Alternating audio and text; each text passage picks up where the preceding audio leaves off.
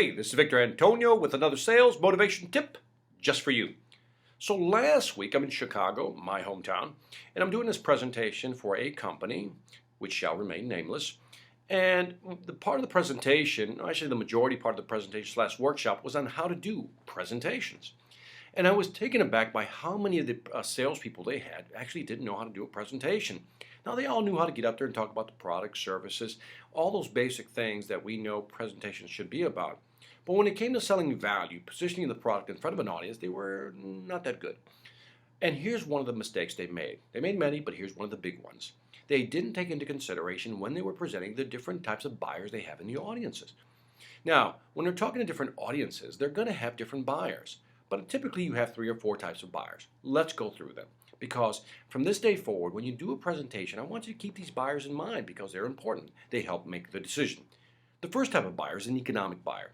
This is a person who looks at pricing. They like to look at pricing, how much is it going to cost, and then how much is it going to cost over the life of the product or service, right? What's the total cost of ownership? So when you're doing your presentation, you really need to talk about not only price today, but cost over time. Okay? They want to know these things. The other type of buyer is a technical buyer. These are people who look at the specifications, the compatibility of a product. How will it integrate into their existing system?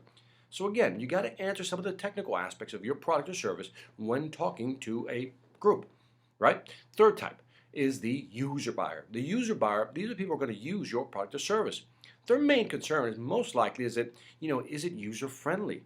How long will it take me to get up to speed and learn how to use this product? If it's replacing another product, how much harder or easier will it be to do certain tasks with this new product or service? Get the idea? And maybe often the fourth type of buyer is what I call the executive buyer. These are people who listen to the other 3 opinions, right? The technical, the economic, and the user buyer, and maybe make an executive decision based on what they're seeing and hearing.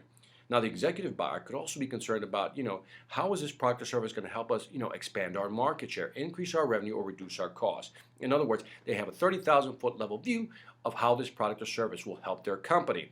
So when you're doing the presentation, make sure that you have what I call mental candy for all 4 buyers. What do I mean by mental candy? Put yourself in their positions. I want you to think like an economic buyer. What do you want to know? Think like a technical buyer. What would you like to know? As a user, what would you like to know? And if you're making a high-level executive decision, what would you like to know?